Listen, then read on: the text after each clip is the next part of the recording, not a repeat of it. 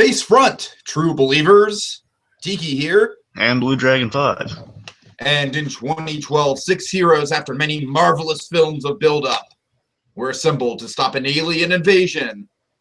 This initiative was called the Avengers.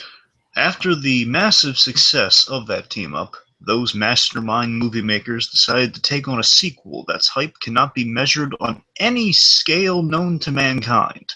Following suit, they started Phase 2. And now that Phase 2 nears a close, we're going to reflect on just how far Earth's mightiest heroes have come along on this marvelous road to Ultron. Oh yes, oh yes. Hey BlueDragonFive, feel like some shawarma today? I could go for shawarma. all right. Well, we're not here to talk about shawarma. We're here to talk about Hulk. Indeed. So, this is an interesting one. We're on our road to Ultron, as we just said. We're covering all the individual Marvel cinematic character arcs. We're mostly looking at the characters leading into Age of Ultron. But BlueDragonFive, I gotta say, this is like, man, the performance of Edward Norton and the performance of Mark Ruffalo, it's so vastly different. It's almost hard to call them the same character. So this is going to be an interesting and somewhat tricky conversation to have. I mean, needless to say, I think we can all agree Ruffalo was probably the standout out of the two. I think Norton definitely has some good qualities to him.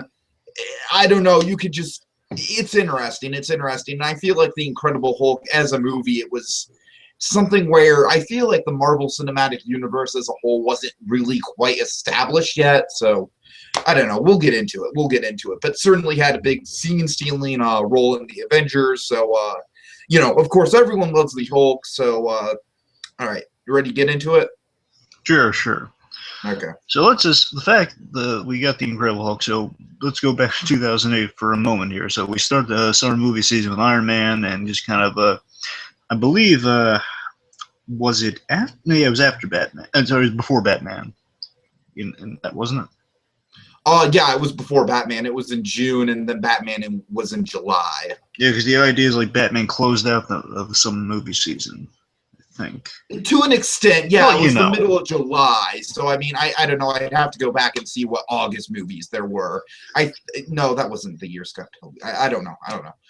Yeah, to an extent, it was definitely, like, obviously The Dark Knight was, like, the big, like, everyone looks back on that movie, and that's the, the movie from that year that they think of. But it's interesting that that The Incredible Hulk was released, if memory serves me right, it was released, like, not even a month and a half after Iron Man. It was really, like, hot on the heels of Iron Man. Yeah.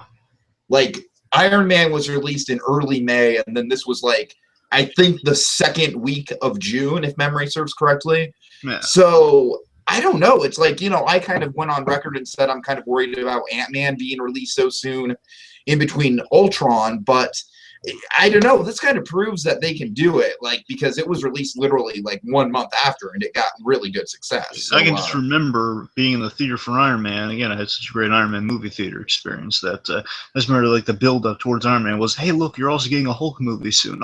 Oh, man, that's so cool. Exactly, yeah. It was like kind of like a 2-for-1 sort of deal, and that was like really the only thing we knew about the MCU going forward.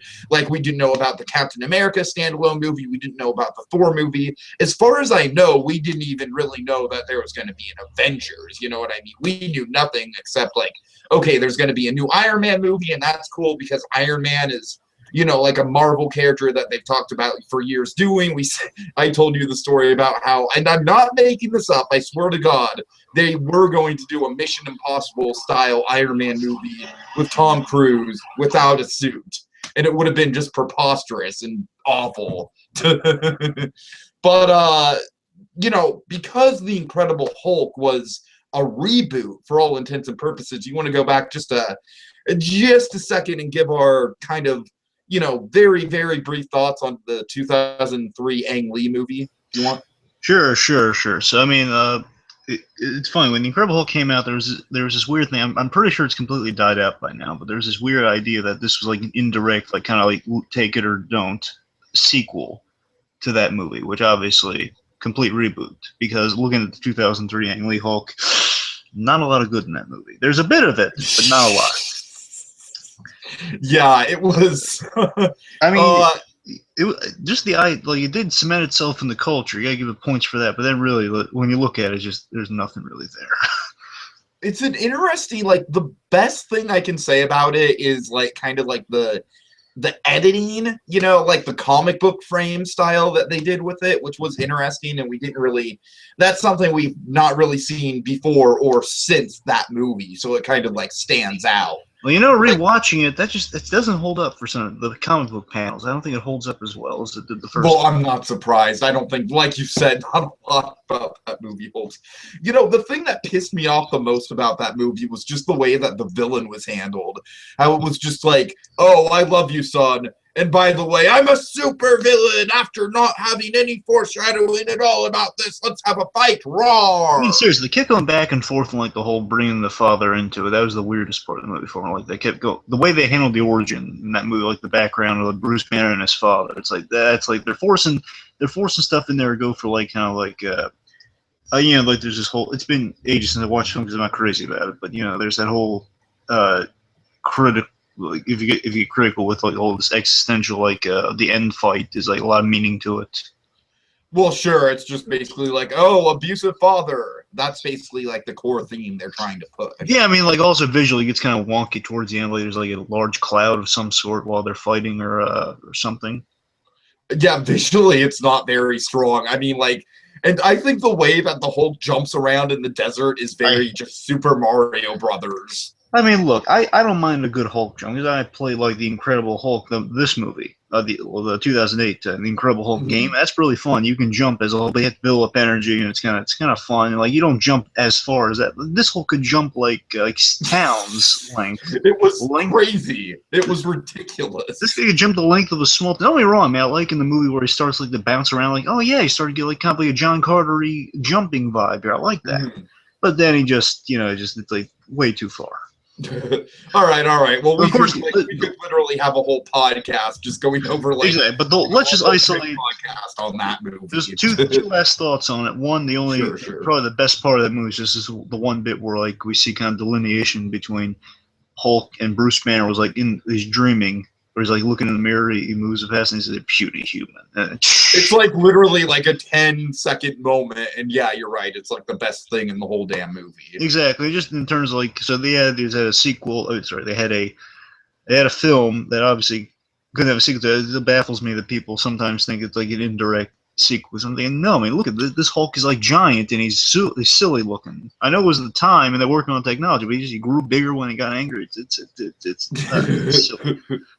All right, well, let's get into 2008 and let's get into this movie. Well, thankfully, with the reboot, which we got here, they took cues from kind of the classic best of the Hulk. They took a lot of like if you watch DVD or anything, they show you they really took from some of the best Hulk stories and they kind of gave it like a lot of lifeblood from the '70s show running through. It's a lot of good. The best of the Hulk was kind of compressed into a movie, which you got to really like.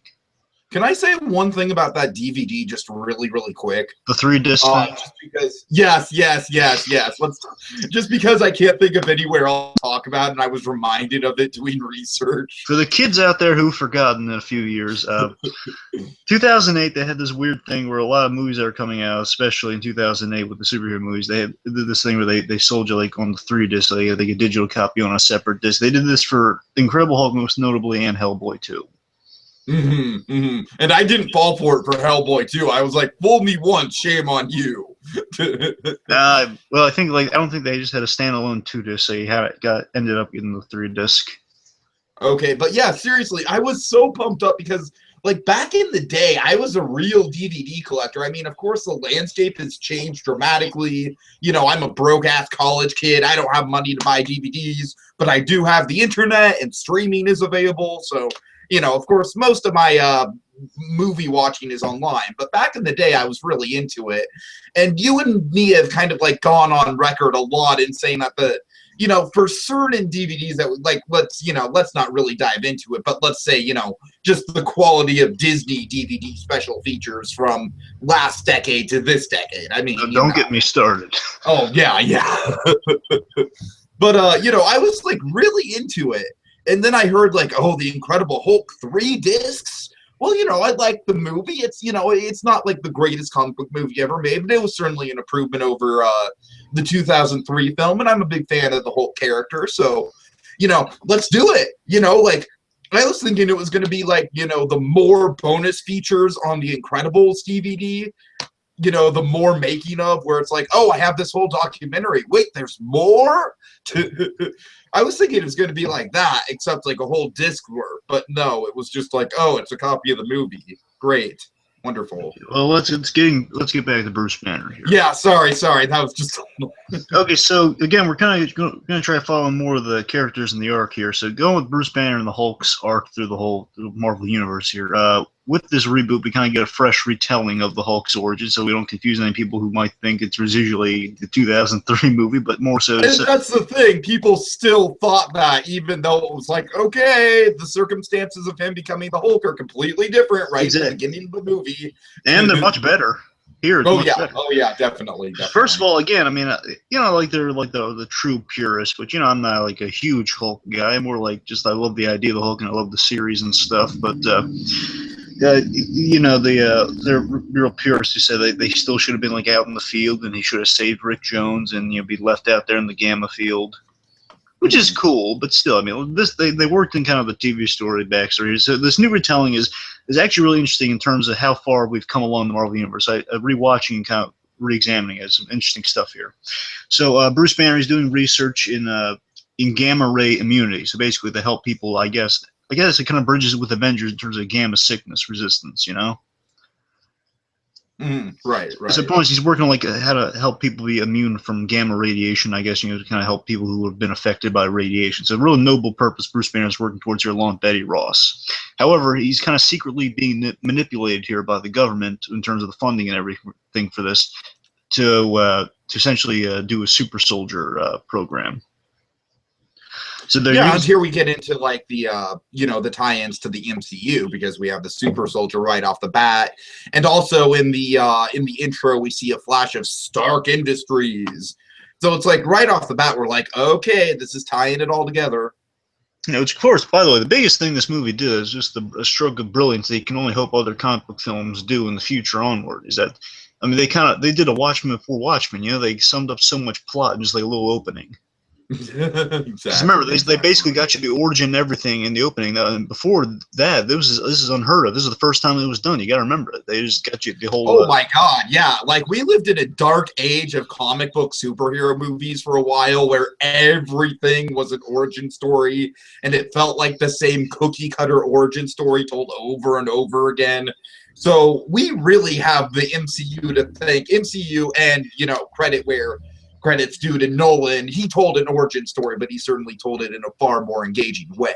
I mean, the Superman movie takes like 20 to 30 minutes getting the origin out of the way. This is just did in like 2 or 3 minutes.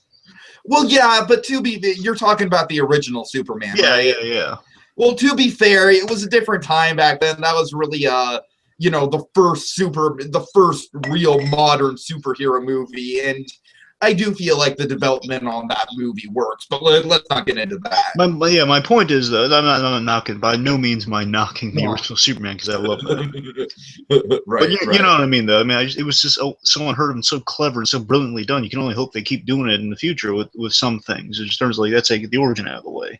We see glimpses of it. We're created smartly. We know the Hulk's origin, and it just it keeps it kind of mysterious, kind of fun. And there was like a little thing of like Rick Jones was mentioned. He was mentioned. I like the idea in the game. They kind of give you some backstory. Like he saved Rick Jones, and that's why he's kind of like his informant and kind of his buddy on the run. Right. But the point is, it's like they are having a lot of nods to the Hulk, and the history is there. Like you instantly get it what they're going for. Anyway, so what is revealed later on in the movie that we're kind of going for in terms of just chronologically, Bruce Banner here.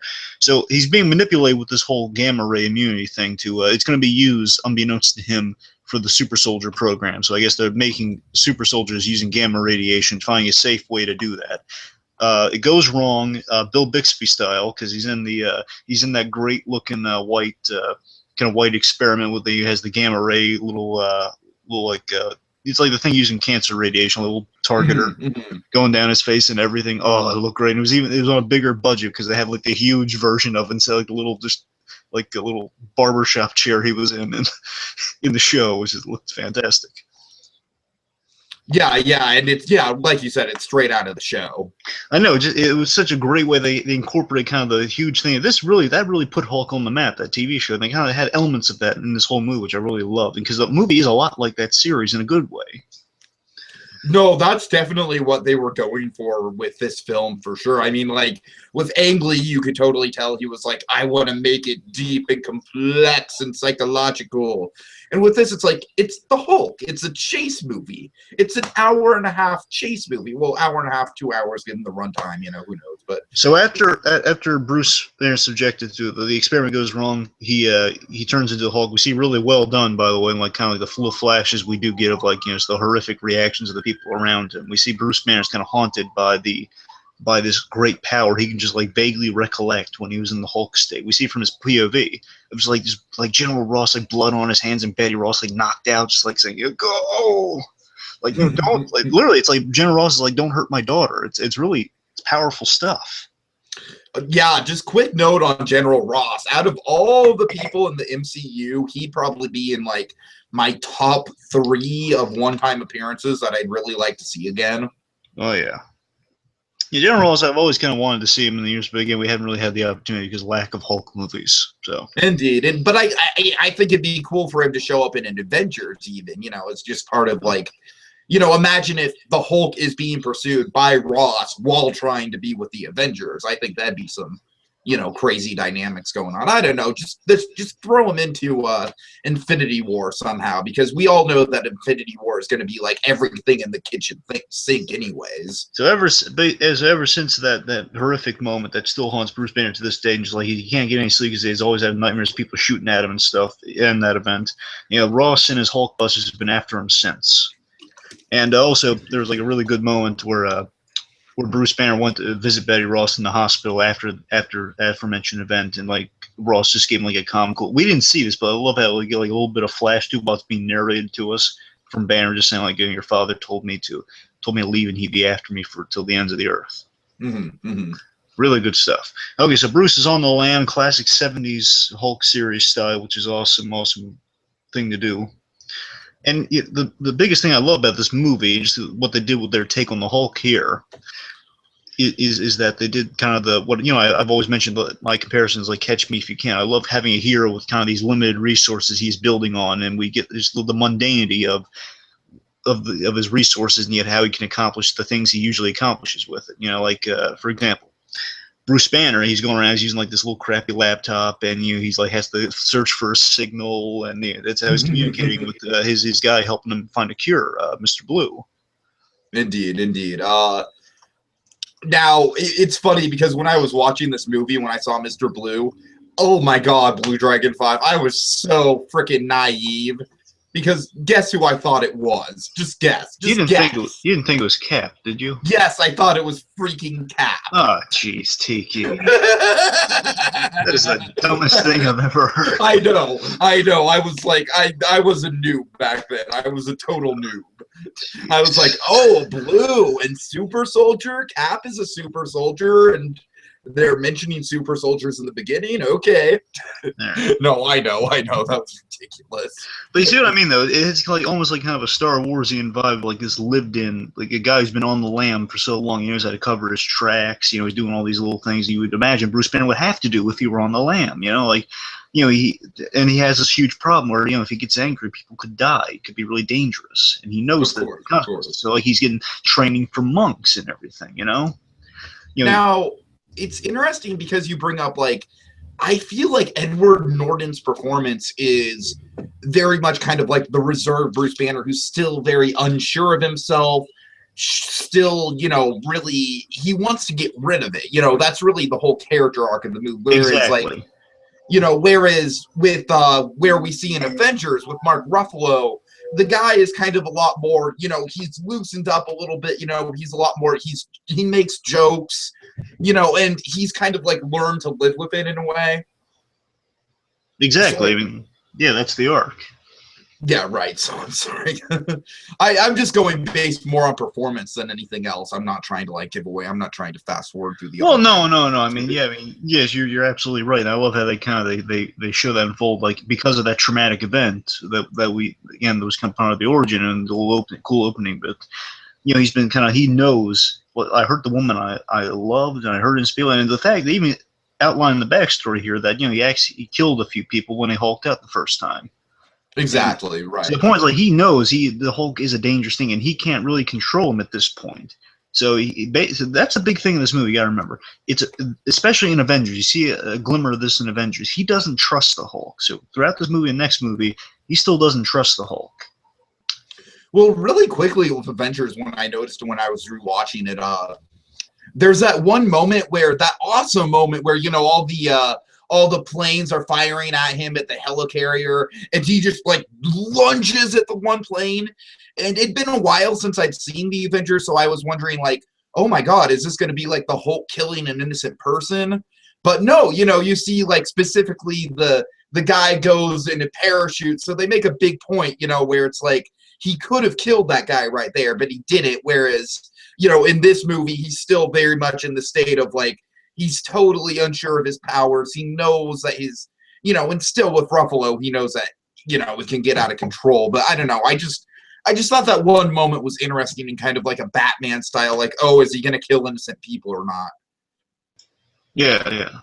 Okay. Hey, so let's see. So, you know, with that, and one of the biggest things I always remember loving when I first saw this film, you know, me, I'm being a gadget guy and stuff. I love the little touch of him having this little like pulse monitoring watch. You know, the heart rate monitor watch. I love that. It's such a brilliant idea. You know, it's like that's how he would monitor if he's. That's really simple.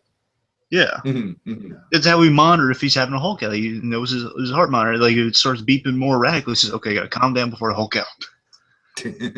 I also like the framing device of like this many days since last incident. Oh yeah, well, it's funny. He works in a factory. It's kind of a factory thing to have.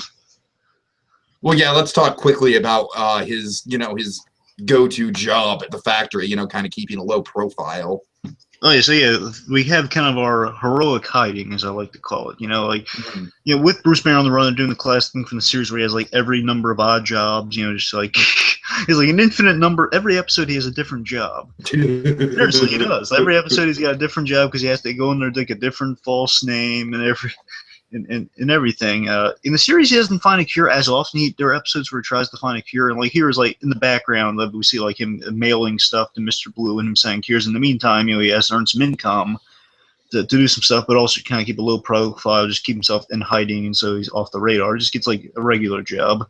And yet you'll notice he's careful enough. Again, Bruce Banner's so smart and clever enough. He knows like not to get on the payroll, not to stick around the same place too long.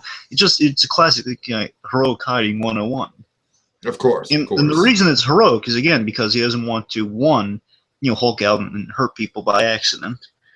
Two, he doesn't want to attract the Hulkbusters, who we can just assume if someone gets caught in the crossfire, Bruce Banner's going to feel bad about that. And, of course, three, the biggest thing why it's heroic is, like, if they get their hands on him, they're going to turn the Hulk into a weapon.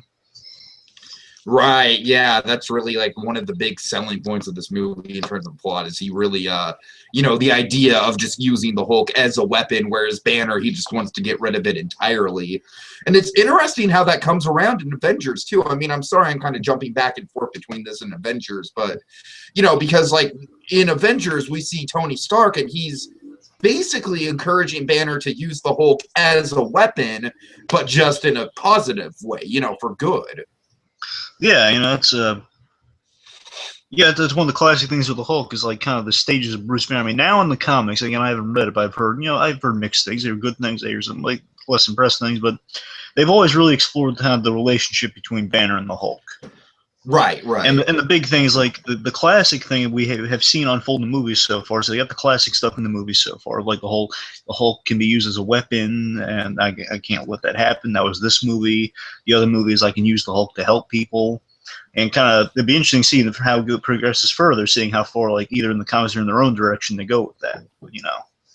Well, Ruffalo, he really wants a Planet Hulk movie, so I'm crossing my fingers for that. But that's a whole different discussion. Well, let's face it. If you ask someone, hey, you want a bunch of money to be a really awesome character people are gonna love you for?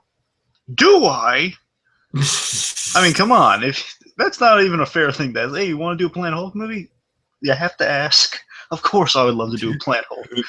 That's the thing always kind of bugs me. Like people, the surprise of that they want to adapt that story. Of course, they want to adapt that story. All right. And anyway, so you see what I mean? Like the thing with Bruce Banner is always that kind of tragic character. Like he's hiding. It's not like some people might misread as cowardly. He's not cowardly at all because he's doing it for a noble purpose. He knows smartly enough they're going to use him as a weapon. As far as the most horrific line in the movie is that, as far as I'm concerned, that man's body is the property of the government. Mm-hmm. You know. And so basically, his job is essentially fixing machinery at this factory, right? Yeah, a soda factory.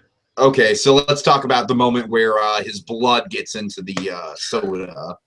So basically, this is when the thing kind of takes the it's like it's this great thing where it's the '70s show but more. It's like we have your classic '70s show stuff. He's in the factory. It's why he's an odd job. But then they have like kind of working in the comic stuff. It's like the '70s.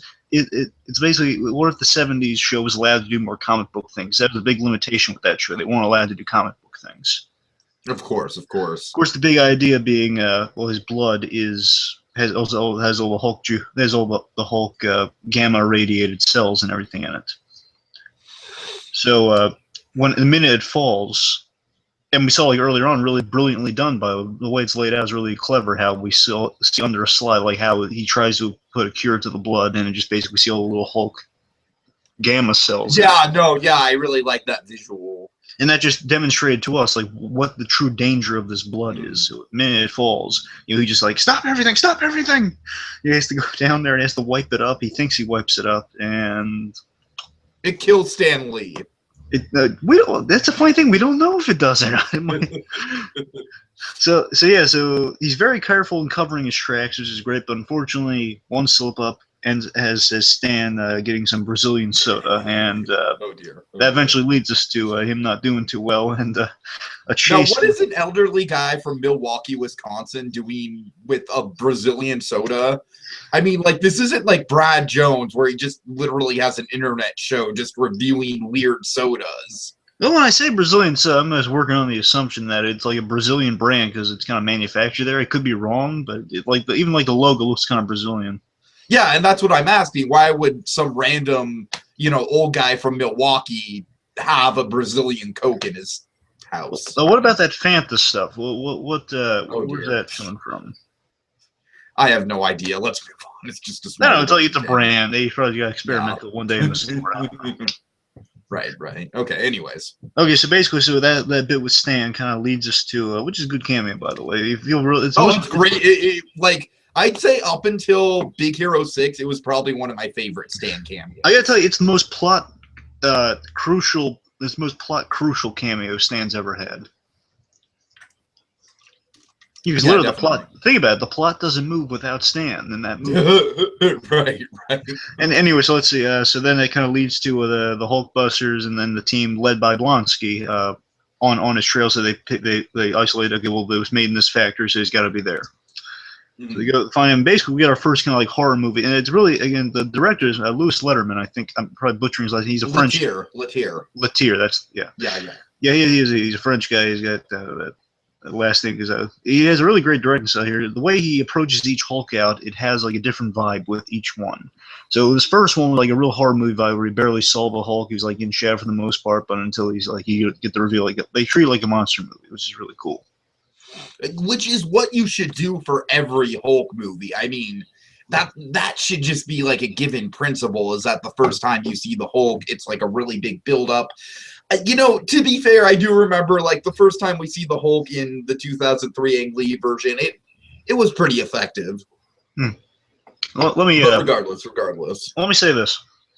The circumstances of this fight I just want to address again because it does relate to the character arc here. That We see even in hiding, Bruce Banner, he's he's a nice guy in his cover. We root for this guy. Again, I love the mundanity of just the fact that he's learning the language by watching Sesame Street.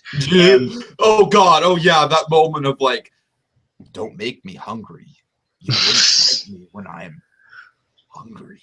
Again, I like that they are working in the comedy in there too. Despite kind of like the dramatic situations behind it. Because remember, the Hulk show was a drama, big time. Sure.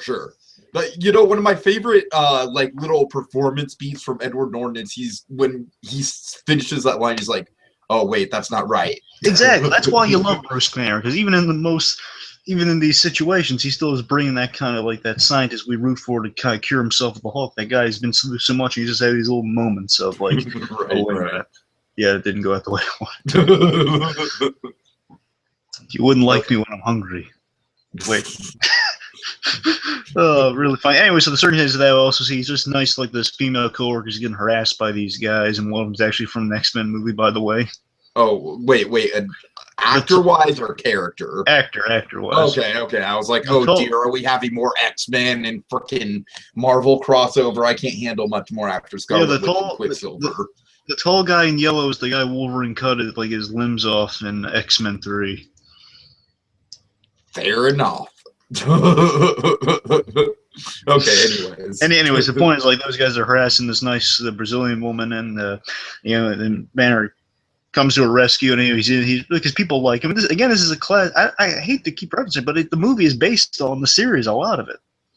Well, I think it's very appropriate to go back and forth between this and the movie, because really, if anything else, this definitely isn't a sequel to the Ang Lee film. It's really more of like, okay, let's take like the concepts and ideas that were at play in the TV show, expand upon it, give it a bigger budget, fully embrace it into the Marvel universe. Yeah. And the thing with that was, like, in the show, the idea is Bruce Banner, he would become real chummy with the people he worked with, so like, that's why he's in good with the boss and this worker lady. And like, they always like when there's always like jerks at the workplace that hassle him. So that's like to a T from the show, which I love. Right. Anyway, so because of that, then the guys like get on his case after he bumps into him while he's running from the Hulkbusters, and they try to pick a fight with him. Bad idea. Leads to Hulk. A lot of chaos. A lot of soda machines thrown. Blonsky's was unprepared for it, because you would think Ross would warn him that, oh yeah, this guy's gonna Hulk out, by the way, if you don't get to him in time. You'd think he mentioned that. Didn't. Little small detail that would be, maybe kind of important. But I think Ross makes a point, if I'm remembering this correctly. He says, "Well, would you believe me if I told you?" Sure. Okay. All right, so then post Hulk out, we see Bruce is kind of, again, great homage, kind of the aftermath here. Da, da, da, da. Oh, classic Hulk music. The old sad Hulk music.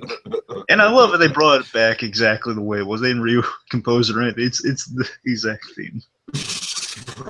Right. So by the way, with this, we see, and this is interesting, again, talking Bruce Banner the whole days since last incident. I'm going to make a weird comparison here. I think it's like Bruce Banner with that whole little counter. I think they're going for, on some level, kind of like a drug lifestyle sort of thing, of like a sobriety of some sort. It's like this many days, and it's basically with the fact that he's just hulked out. It's like now, because the Hulkbusters are after him, he's like back in the Hulk lifestyle, the drug lifestyle. It's like that lifestyle, like the thrill of the chase is back on again. Like that whole, you might Hulk out, you might not Hulk out. It's like he's in like the addiction lifestyle almost, even though he's not. Yeah, no, that's a really good analogy for sure. It's like now he's back to the thrill of chase, like the dangers of like a person who's on drugs lifestyle, like the danger around every corner. Like if you're not careful, you like temptations around you, all that stuff. Mm-hmm. So despite again his like breathing techniques with the monks and everything, he's he's fresh on the Hulkbusters radar, which is not good. He knows he's on the run, so he really needs to find that cure and find it fast so he can get back off the radar, off the grid again. And he needs to. Again, earlier on, he was contacting Mr. Blue, and Mr. Blue said to him he needs more data. So that's Bruce Banner's motivation right now. He's got to get more data, and where's the only bit of data that can help him? It's back in his hometown in Virginia. He's got to go back to Virginia. To Virginia! So he goes to the incredible, he called it the Incredible Pizza Hulk. Wait, what? He becomes the Incredible Pizza Hulk as he becomes a pizza delivery guy. Oh, I was like, right. I'm sorry. And a big reason I was just picturing like the Hulk, but with like the color of pizza. So like weird, like breads and cheeses. I don't know. You know what's funny about that? It's a bit of a What? little tidbit that the owner of the pizzeria, again, classic Hulk thing, being chummy with these people who own these small businesses. Uh, the pizzeria guy, he's actually voiced the Hulk and Spider-Man in the '60s. Oh, really? Okay, okay, that's cool. That's a Again, nice little cameo I never would have known about. And I think they called him Stan too, which also might be a little bit of a nod to Stan Lee. I'm sure it is, yeah. Even though he does, in fact, appear in the movie, but you know. So let's see. So basically, again, classic thing of Bruce Banner getting an odd job to accomplish his mission here. So he's going undercover as a pizza guy to get back in the university, where he indeed same exact place. He's going back to the place where the thing happened. You know, he's walking by, and Lou Ferrigno greets him. No, Lou Ferrigno, like, I want to speculate that he is like the one holdover from the 2003 Hulk, where he's literally playing the exact same character. That would be cool, but I think isn't he like a bank guard in that? Was it? Remember what he was guarding? No, he was guarding a university. I'm pretty sure. I'm pretty sure. That would be kind of cool, actually. Well, you know, it's a big reason I'm not saying this is a big reason, because they would have put Lou Ferrigno in there one way or another, because before Ruffalo, I'm not sure if Ferrigno's still involved since Ruffalo's taken over, but Ferrigno for the movies, up to that point, does the voice of the Hulk. Right. So, like, I mean, we hear Ruffalo talk as the Hulk, so I'm not sure if they kept anything from Ferrigno, but, you know. Yeah, I'll have to look that up. Point is, Ferrigno, he's in here because he's awesome, but there's also a great episode of the TV series where Lou Ferrigno met. Yeah, right. I watched that documentary. Yeah, it's a really great episode where, like, he meets Bruce Banner, and like they really hit it off, and like he's helping him, and he's like the kind of really great episode. But so. It was basically done because Ferrigno really wanted a chance to stretch his acting muscles, right? Yeah, and also it was a kind of a good subtle piece. Like, they didn't hammer it over the head; they did it just right, because it was like a bodybuilder plot, you know, kind of a classic '70s, like '70s, early '80s plot. But right. The underlying message was like, you know, Ferrigno's kind of treated like he wasn't good enough because he's hearing things. People just assumed he was a dumb guy, which he wasn't. Oh, I love that, right? And that really plays into Ferrigno. But anyways, we could. Like people, yeah, you're right. So anyway, so after he gets the data and he's back to the pizzeria to say, okay, I'm gonna get my stuff, I'm gonna leave in the morning or something. He sees Betty Ross walk in with Doc Samson, who's played by the wonderful and talented Ty Burrell. Yeah, we've seen him up its Most Wanted. Yeah, I mean, he doesn't have a lot to do here, but yeah, he will certainly prove himself in that movie. Again, he's another guy I wouldn't mind seeing come back. Either bring him back or recast Doc Samson, because he does have an important role in the comics and the stories of the I'm Hulk. sure he does. I don't really want to get into it now, but you're right. The point is, like, Doc Samson's a character you do want to include with the Hulk, because he's like the Hulk's therapist / scientist buddy. Okay, interesting. So anyway, we see Betty has moved on with Doc Samson here, and you know, it's understandable, because after it's been years since she's seen Bruce Banner. He's been on the run, and you know, she just assumed that he left after the event, and she hasn't heard or seen from him since. And you know, there's this great scene where they reunite in the rain, really nice, you know, because she still loves Bruce Banner no matter what. I mean, she has moved on and in the director's cut, they cut out a lot of scenes with a lot of romantic tension between this triangle of people, between Banner and Doc Samson. Samson's like, the guys, I was kind of hoping you were dead. You know, right. So again, it got kind of weird, but then Edward Norton, that's what Edward Norton became a little hard to work with, because he wanted all those scenes in there.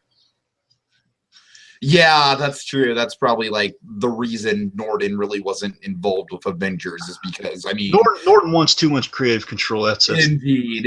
Yeah, and with if you see Birdman, if you ever do see Birdman, that's really like a big part of his character arc in that movie. It's really like a big deconstruction of Edward Norton as a person, as a public person. Now, I don't know. So meanwhile, while Banner and Betty, they're hitting it off. This is important with Banner's character here, because with the Hulk, like many heroes, got kind of the awesome trope here, made most popular by Batman, but still the trope of like a hero incidentally creating his villain.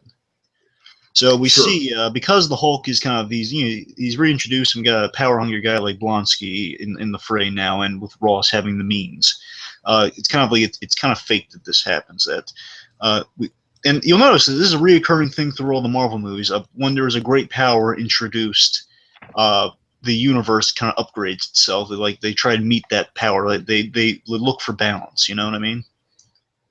Yeah, very true. Very Just true. think about it. Super soldiers have Hydra trying to copy a super soldier, like obviously what we have here, but also like look at Iron Man. Iron Man arc reactor, people trying to build arc reactor or the next form of weapon. Of course. Yeah, that was like a big plot point of the original movie. So yeah, that kind of kicked off the MCU. Thor, it's always a power struggle between different different realms. So you got like a whole. It's always kind of a power struggle within the Marvel universe with these things.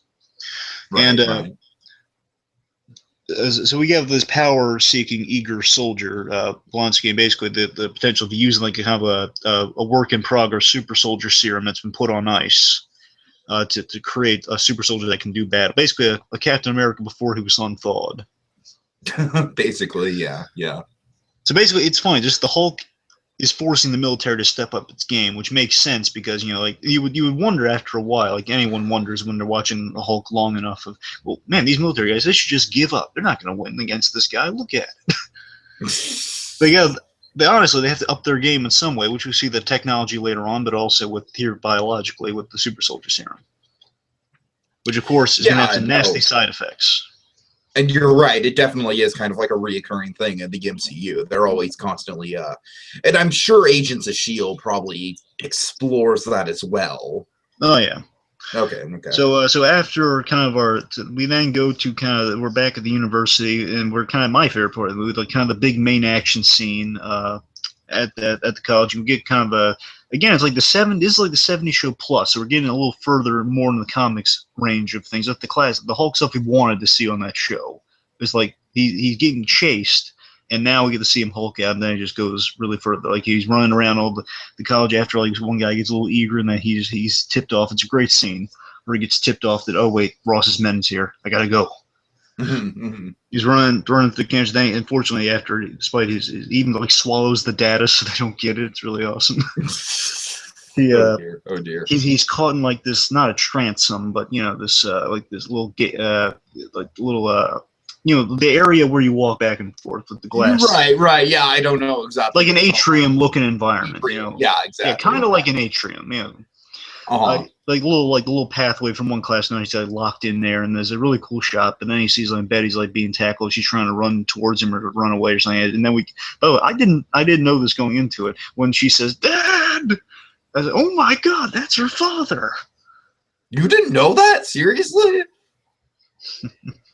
Well, I mean, well, there you go. We both had stupid moments because I knew that. Well, I mean, I didn't see the Ang Lee movie before this. Sorry, I should have probably mentioned that. Yeah, I know. I don't know. I guess maybe I was just kind of a bigger fan of the character in general because, like, it's like Betty Ross. Yeah, that's the big thing is that her father is kind of the Hulk's main antagonist in a way. I mean, I knew the characters. I forgot they were related, though. That's the main thing. Okay. Because he always just calls her Betty, you forget the Ross part. Well, I feel like now we're even for me thinking that Captain America is Mr. Blue. Okay. Well, we were young and stupid. Indeed. Anyway, so let's see.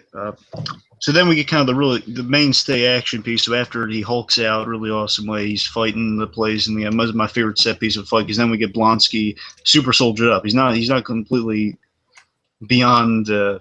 He's not completely monstrified yet. He's still hopped up on the super soldier serum, and he fights the Hulk, and it's a really cool fight to hold him off until Stark's sonic cannons come by. Oh yeah. And again, just tying all the MCU together. That's definitely like really the main thing, and of course it makes sense since Iron Man is really the only thing to build off of is that they definitely have Stark Industries weaponry in this movie. Oh yeah. And by the way, just the thing with Blonsky fighting him, I'm really hoping that we get one day, if not Age of Ultron coming up at some point. I think Age of Ultron would be the most welcoming to it because the Hulk's going to be fighting people on his own team. I'd love to see Captain America versus the Hulk. Yeah, that's true. That is like the one face-off that we didn't really get in the Avengers because we saw Iron Man versus Hulk. Well, no, not necessarily versus Hulk. We're going to. I'm sorry, but we definitely saw the Thor versus Hulk, and then Black Widow. Right. So. So the point is, I still would love that see that iconic shot, Spider-Man or no Spider-Man, of just like the shield covering the Hulk bearing down, and then just fighting him off as it was as a small man versus this huge hulking monster. And we get that with Blonsky a bit, and it's really cool. And then of course he overplays his hand after Hulk. He sees Betty again. It's a really great kind of like a heroic moment. Like he hears her like say Bruce, and that cool like little whirly effect from the Sonics. Like, right. And then he just he smashes the machines, and then Blonsky gets too cocky and he gets kicked into a tree. Yeah. Oh my God. Then we see Blonsky's healing up, and thanks to that super soldier serum, he's starting to heal up. But before that, though, the Hulk shows, and this is an important moment with the character of the Hulk. We see the Hulk is truly a hero because Ross's next measure is coming in like to shoot at him, like a bunch of like high-powered weapons and helicopters and stuff. They're firing at him, and Betty Ross is on the field there looking at the Hulk, and basically he covers her and gets her out of there. Oh yeah. So see, either there's a touch of Banner in there, or at the very least, the Hulk. The Hulk has a personality of his own. He saves her. Yeah. Yeah. All right. What's next? Okay, let's see. So then we got. So then Betty and Bruce essentially they head to New York to find Mr. Blue, with the data they now have. When do we get that scene in the cave? Oh well, I mean that's right after. I mean, yeah, we get that scene. Right after we see Blonsky, then we're in the cave, like her waking. Okay, I'm sorry. I'm just I didn't. This is why I should take notes on these things. I learned to take notes on the TV show recaps. No, it's fine. I didn't mean to I didn't really think it was needed to be brung. It was just the point is like Betty and the Hulk kind of get acquainted for a moment. But it is an homage to a great. Basically, I just want to make sure we don't pass over that moment. Sure. Well, it's an homage to this great comic called The Hulk Gray. The idea was it was like early in the Hulk's birth, I guess, like when he's still gray, and he kidnapped Betty Ross for her own protection, and they kind of bonded in a cave, and she realized he's actually the Hulk's not a monster, pretty much. Kind of a Beauty and the Beast sort of moment. Exactly, just a bit of that. It's an homage to it. It's not exactly because she was a little more like offensive to him, but here it's like she realized it was Bruce Banner, so I can't be mad at him. Right. Okay. Yes. Okay, so, well, by the way, let's take a moment here to talk about the kind of delineation between, because they talk about it later on. We'll mention kind of with the arc here.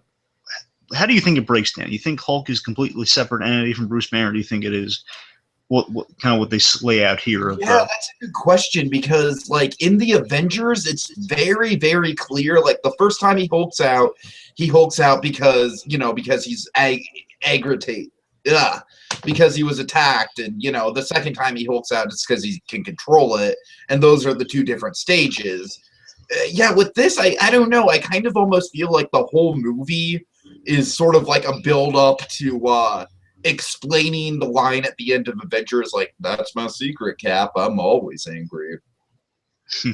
Yeah, I always kind of like. I kind of like this movie explanation. I kind of, me. I'm just. I kind of say it's a little bit of everything because I think it actually could work that way. That Bruce Banner in this movie, he specifically says, it's like the way he and Betty talk about it. It's like it's him, but it's like feels like he has acid pouring on the back of his skull or something. When he hulks out, he basically it is Bruce Banner at its core, but the anger just him angry. Exactly, right. And then the way I think of it is that it starts out that way. So the Hulk is his own separate guy. Mentally, it is all the anger, like the repressed anger and just the rage kind of bottled up. So Bruce Banner is at his core the Hulk. But he's just so different, though. So different that the Hulk thinks he's his own entity and Bruce is his own entity. So they are two different guys, but they both stem from Bruce Banner. Sure, and like I said, I think by the time we get to Avengers, it's kind of interesting how they sort of explore how Banner has it a little more under control at that point. You see what I'm saying? I'm saying like Hulk doesn't know that he's Bruce Banner. Yeah, right. Essentially, they are two different guys, but they both stem from the same guy at their core. Mm-hmm. Anyway, so let's see. Okay, so they go to New York after a really rambunctious cab ride. They find Mr. Blue, who's actually Samuel Stearns, which was a pretty cool reveal because Stearns is the leader of the Hulk's arch nemesis. And I did not know that. Okay, so I feel stupid because I didn't know about the leader at all, and you probably did. Yeah. Okay, so we're just going back and forth on like the stupid like little fanboy things that we did or did not know. So Stearns, he's the Hulk's arch nemesis, and basically the classic argument of brains versus brawn. This guy's the master manipulator, and he just thinks the Hulk is this dumb oafish brute that keeps foiling me. So I mean, basically Hulk's Lex Luthor, but Gamma affiliated though. Sure. Okay. Interesting. Like they're both formed by Gamma-related incidents, but still just one of them's smart, and just these other one's a brute, but a brute that keeps foiling you. How does he do it? How does he keep foiling you? That's kind of how it goes. And I got to tell you, the best version of the leader ever has got to be the Jeffrey Combs version from that Earth's Mightiest Heroes cartoon. Okay. This was Jeffrey Combs, who was on Gotham, by the way. What role did he play in Gotham? Remember, he was the doll maker's second in command turned into a doll. That guy. Oh God. Oh, bad image that I want to get out of my head. Okay. Let's get you into some more images here. Okay, so Bruce gets strapped to a table, gets cured. Now they have more data, some information here. They give like this purple substance they pump into his blood using a dialysis machine. Again, I love kind of this lived-in feel of the technology. It's like pieced together and stuff to make a cure. So it's a dialysis machine in a college lab with like kind of these old like worldly computers also there. So it's a bit of everything. I just love the set design's really good on this, and then like just the sets in general for this movie. Because we went to Brazil, we said that the worst environment for Hulk's like a like closed off maze. That's what that place is. Do you know if they actually shot in Brazil? I'm sure they probably did, right? They went there. Some of it is a soundstage, but I think for the most part it is actually on location.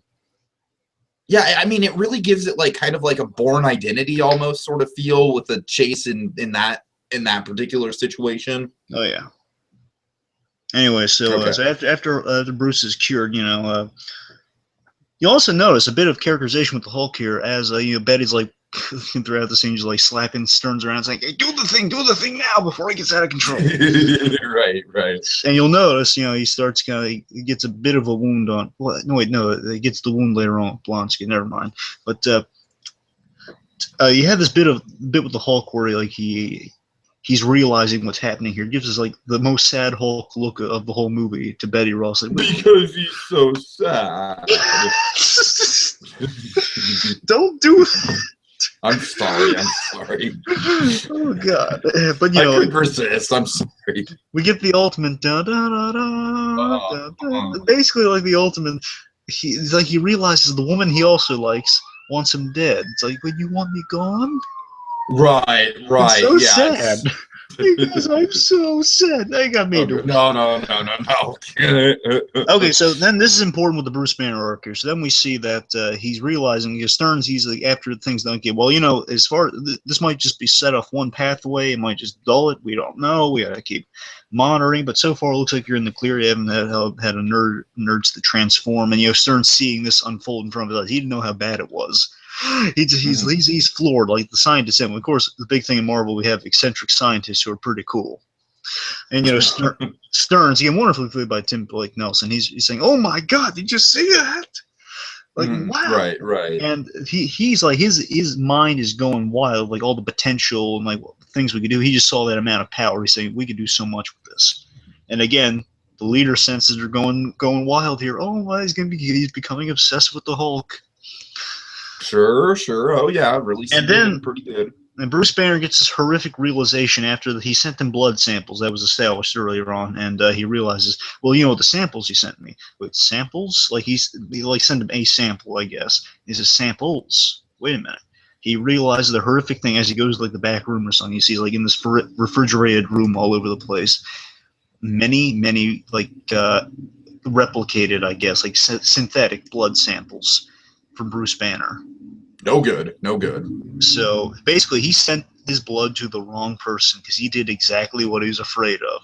He's basically mass-producing the Hulk's blood, which, again, in this movie, a brilliant thing is just turning the blood. Even Bruce Banner without hulking in is still a dangerous guy because he has that gamma-radiated blood in him. Yeah, and it's really cool how they set it up at the beginning, and it really comes back in a big way. It's like, okay, we saw, the ramifications of just a little blood drop getting into a soda, and now this crazy scientist guy has got a full supply of it. Yep. Oh, yeah. Okay, so basically, this wrong guy, this guy is too adventurous to seize too many potential possibilities, and Banner's just warning him, okay, listen, we got to get rid of all this right now. Hey, look, I hate the government as much as the next guy. Really funny moment. Then Bruce Banner is shocked because he's talking about how apparent, basically the government's tracking him and everything. He gets shot with a dart, and he's like, oh, oh my god. Oh, really funny. Okay, let's see. So yeah, we have a rare happy moment, Bruce Banner, despite the fact he's been knocked out by a power mad Blonsky, like literally knocked him out, trying to get him to transform. And it's so, by the way, so psychotic. It was Timberlake Nelson again. Really, they're not Timberlake Nelson and Tim Roth. Oh yeah, two awesome Tims on the scene. Yeah, Tim Roth, he was so great in this scene because he's like so psychotic, so addicted. Again, if you hear him on the commentary, he actually does commentary with Louis. How do you pronounce his last name? Yeah. He says that he played Blonsky like an addict, and he does it so well because he's looking himself in the mirror all sickly. It's like an addict. Yeah, it definitely makes sense. That's a big kind of throw point of this movie. And like a junkie, he works in there like a junkie with a super soldier serum junkie. He just jumps in there, like jumps up the staircase, really cool. And he's like holding Bruce Banner, looking at him straight in the eye, saying, don't show me a monster. Like, he wants to second go with the Hulk. And he's trying to shake Bruce Banner into becoming the Hulk. Oh my god, that's psychotic. Oh yeah. Point where it knocks him out. So a rare happy moment, despite being knocked out, as Ross is like threatening him, saying, if you took him away from me, I'm putting you at the bottom of a cell or something, like a cell in the hole in the ground. If you take him away from me. Of course, Banner, he's just writing this off in his mind, saying, well, yeah, fine, he's threatening me, but I won. I won. The Hulk's gone. There is no more Hulk. I'm sure eventually this guy's going to realize he can't hold me that long because it's gone. And then I'm going to be free. The point is, like, Bruce Banner is actually hopeful, despite he's holding Betty's hand. He's like looking at her because he knows eventually he'll get out of the thing. It might be years, but he'll get out of the thing. So he's won all that suffering, all the worry of like hurting people. It's over. He's good as far as he's concerned. So a rare happy moment for Bruce Banner until it goes away because Blonsky kind of unbalances the scales here, because similar to kind of a Batman trope, if you will. We can't have our villain and no hero. We can't have our hero with no villain. So Blonsky becomes kind of our new Hulk in a way. He becomes the Abomination. Thanks to yeah, I really like the design of the Abomination. Yeah, I like it too. A lot of people are kind of, well, not a lot of people. Some people, like nitpicking people, they say, "Oh, well, he should have looked like all reptilian like the Abomination." I think he looks reptilian. I mean, he has like all those spikes on the back, and well, I mean, I think he should have had ears and everything, like ears and scales and everything. Yeah, I don't know. I think it looked fine. I think it looked very much in the style of they were going for like kind of like he was like the bizarro version of the Hulk. I like it. I just wish he was a little more green though, because I don't like how he's too brown. He looks too brown to me. Yeah, his color scheme could be improved a little bit. That's all. Really, how the design's really cool because I like how they've been building the whole thing. Because in the Super Soldier thing, he got like bone marrow injections of Super Soldier serum, which is really creepy. And that's why his spine was like coming out and stuff. Oh yeah, I love that spine that's just popping out of his chest. And I love how it's like the reason. So whether you like the design or not, the reason why it's so funky looking and why it's so not Hulkish is, well, not Hulk-ish. Is because it's a mixture. It's like an unhealthy mixture, which again I love how the leader pointed this out, saying, "Well, I don't know, you look like you got something in you already. The combination could be an abomination." Oh, that's such a cool one. And that's the thing. But that's kind of a cool way of working the name.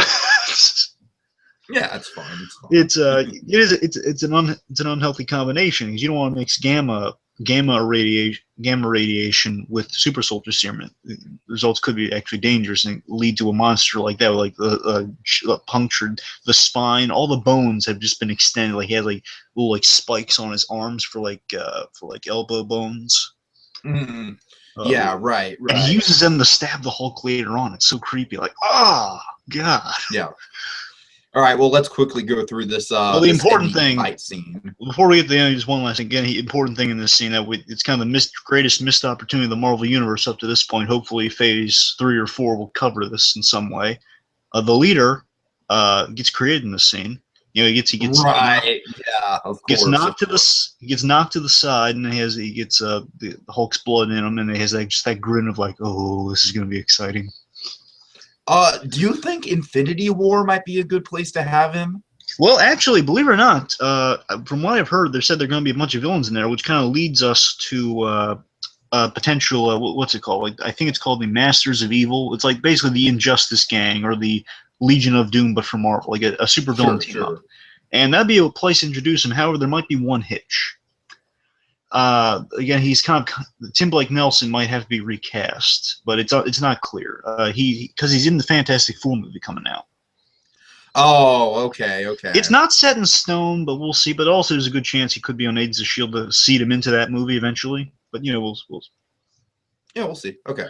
See. Anyway, so then we get basically Hulk. So again, Bruce Banner, he makes the ultimate sacrifice here. He just says, "Okay, look, I gotta do something better." He jumps out of that plane again. A really dangerous move too, by the way, because he doesn't know. Like the reaction by General Ross in this scene. Because it's really like his little miniature arc is kind of like coming around, seeing like, well, maybe this guy's not such a monster because, like, man, we still need to catch him. We still need to use him as a weapon, but damn it, he's a good guy. Yeah. Well, it's desperate times, desperate measures. Ross kind of has the J. Jonah Jameson role here because, I'm saying that because in the comics, J. Jonah Jameson actually created a few Spider-Man villains. Oh, yeah, of course. So what that General Ross literally realizes, he is responsible for this guy. He created a monster that is out of their control, so he realizes, well, I got to use the old one to get rid of this new one I created. And that's what he does. And again, so Bruce Banner, he's kind of sacrificing his happy ending here for the greater good because he realizes, well, my blood is probably responsible for this guy because I gave him to that scientist, so it is also my fault. So he takes responsibility for his indirect actions here, which is heroic. And again, he doesn't know if he can even Hulk out at this point because he's just hoping that the adrenaline. Yeah, that's true. That's like the big point of suspense. Because of course, we all know that he is going to because we've all seen the trailers, but it's played well. And again, they pointed out the pathway to the Hulk out might have been corrupted. We don't know which pathway of Hulk out might have been corrupted. There are points he jumps out of there, kind of hoping the adrenaline kicks in so he can Hulk out. And at first, there's that moment of like, oh, ah!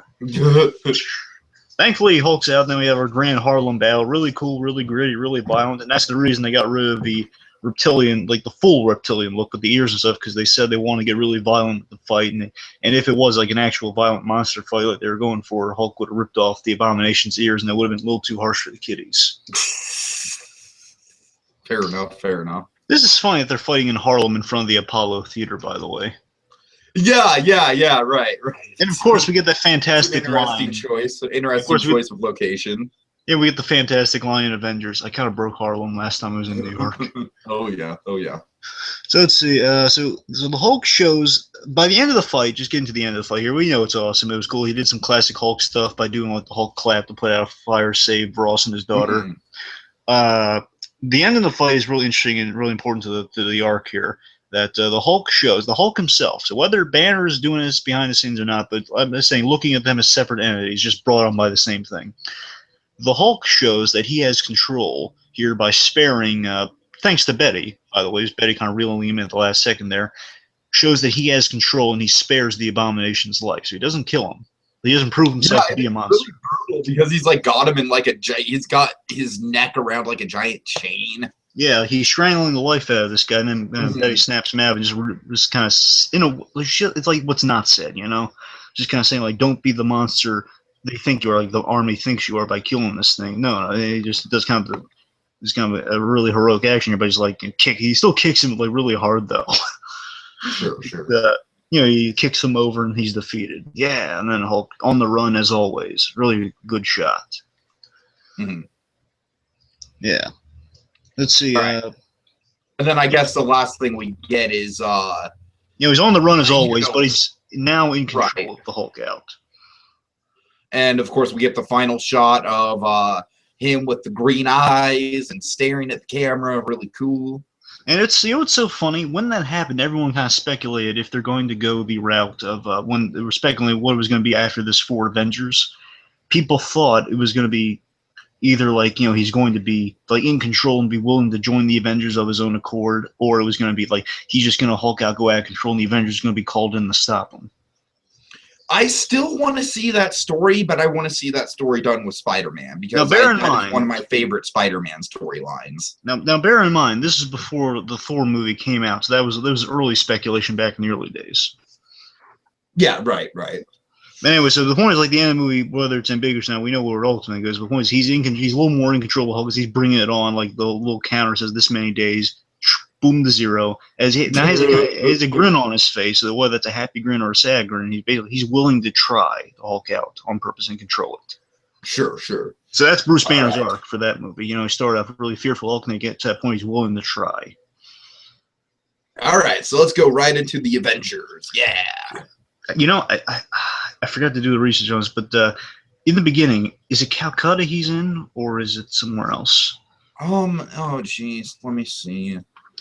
I'm not sure. It's some sort of foreign country. Yeah, I think it's Calcutta. Okay. This is the one detail I glazed over. I don't know. We should just move on. Okay, we'll call it just. We start off with the Hulk. We meet up with Bruce Banner. He's in a foreign country. I'm going to say Calcutta. Mm-hmm. Because I can't, for some strange reason, I'm thinking that scene later on where it says I was in Calcutta. That's pretty far removed. I think that's what he says. I don't know. That's true. Okay, good point. And anyway, so he's in a foreign country, and he's in a really stressful environment. There are military guys going all around. The country does not look like a fun place to be honest with you. Not at all. And we see, like, he's not a really stressful environment, but we see again Bruce Banner having advanced, and now he's played by a different actor, of course, played by the wonderful and talented Mark Ruffalo. Yeah. Woohoo! Seriously, Mark Ruffalo is awesome. And I heard this is kind of his Downey Jr. role because Mark Ruffalo had been out of commission for a long time because he was sick for a while. Really? Okay. Yeah, I forget. I think it was, oh God, I forgot the exact, I'm probably wrong on this. I think it was like a kidney disorder of some kind. Mm-hmm. The point is he was really sick for a while, but then he came back, and this is kind of his comeback. Fair enough. At least this was his big comeback. It was just kind of his Downey Jr. star-making role. Right. Okay. Anyway, so because after this he did like Now You See Me and that movie with Julianne Moore, the Kids Are All Right, I think. I really like Kids Are All Right. I'm not a big fan of Now You See Me at all. Oh. But that's a whole different discussion. Sorry, yeah. So basically, we see that Bruce Banner's arc now that he's more willing to become the Hulk. He still doesn't want to become the Hulk unless he has to, but he's in a really stressful environment. He has control over it, we're seeing. So he's not hulking out when you expect him. Anytime he gets angry, he's hulking out. No, he has control over it. And he's doing something noble with his gamma prowess. He's helping people who have been afflicted by gamma sickness, which, by the way, could have been like a leader tie-in. Just saying. Yeah, that's true. Good point. I'm probably reaching that, but I could be reaching that because there is kind of a place they say the leader might be within S.H.I.E.L.D.'s clutches, but we'll get it. It's not time to get into it.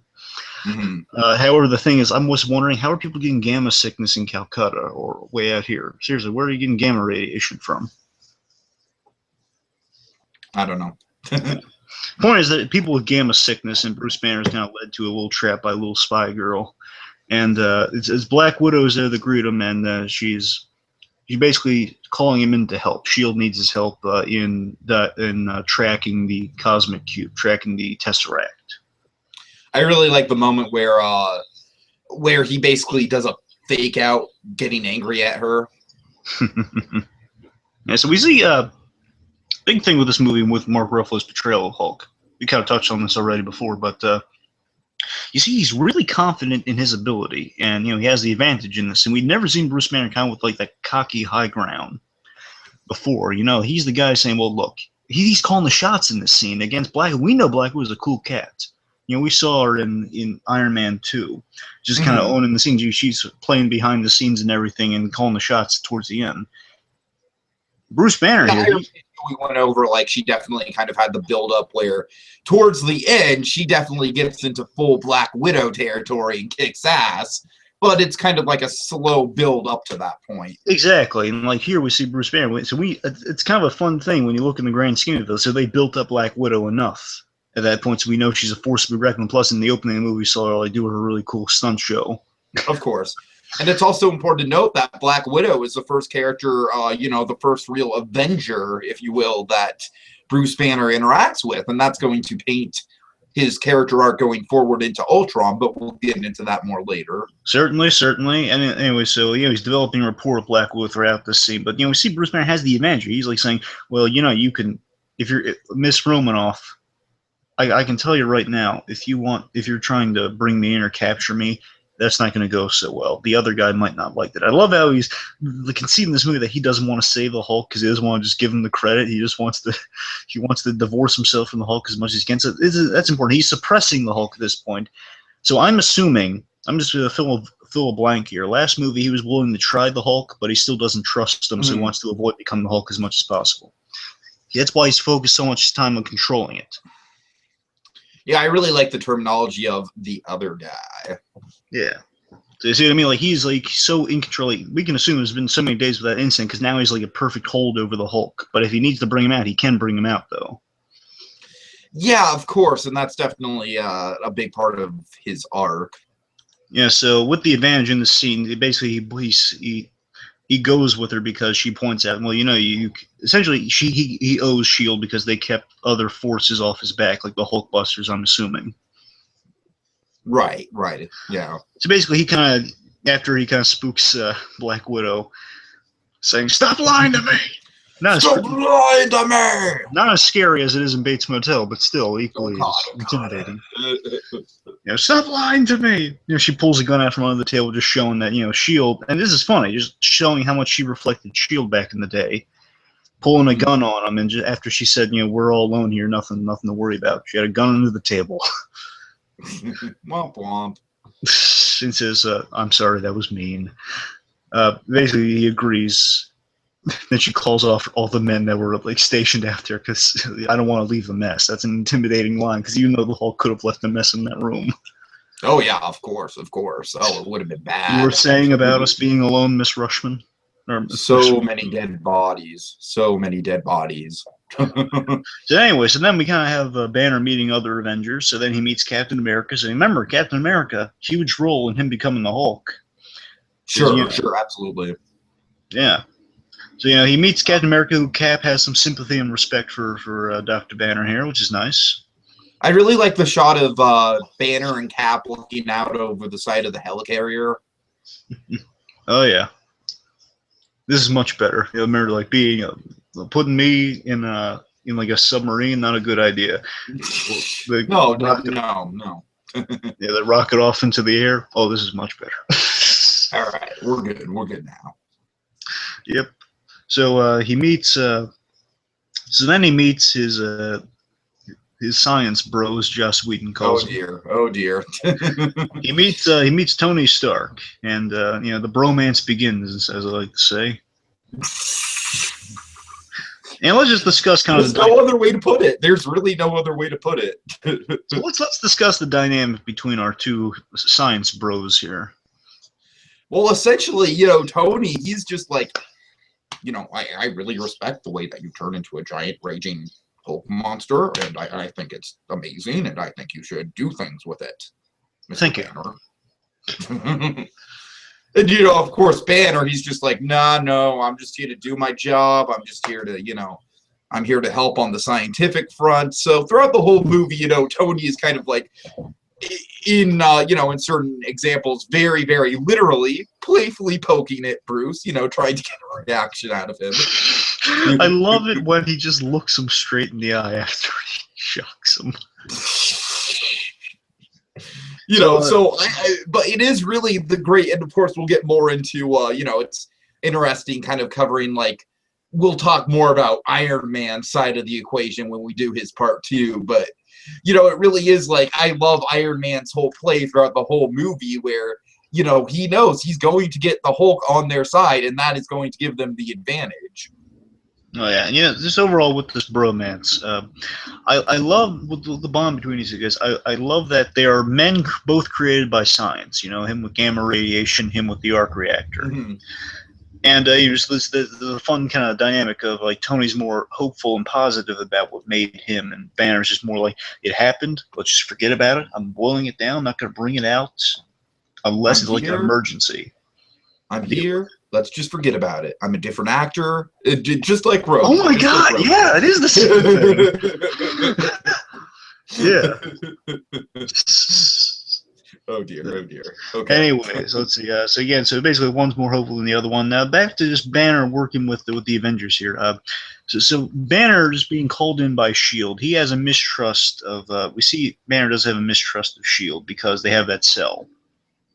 Right, yeah. I mean, that's not the most inviting thing in the world. Like, oh, by the way, we have a cell for you that we can lower at any point, and probably, you know, if not, we'll probably not kill you, but it'll And be very again, pleasant.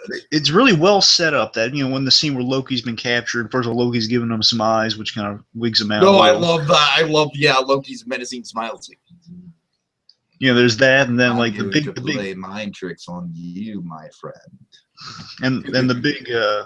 and the big reveal is that when Fury's kind of tough talking Loki in the cell, it's two important things. One, Black Widow just kind of notices, looking at Banner as like Loki mentions the Hulk, just kind of remembering like, I don't think this cell was built for me, and she's looking at Banner because she's still a little wigged out by him from that earlier scene. Sure, sure. And of course, Banner in this scene, he's realizing just when Loki says that. Again, this is Loki playing Master Manipulator, but we'll get to that some other time. Just Banner realizing, wait, they did build this. They built this for me. So he's starting to mistrust Shield. Then with Tony, he's kind of peering into what Shield has, like what they're not telling him. Banner has further mistrust of Shield.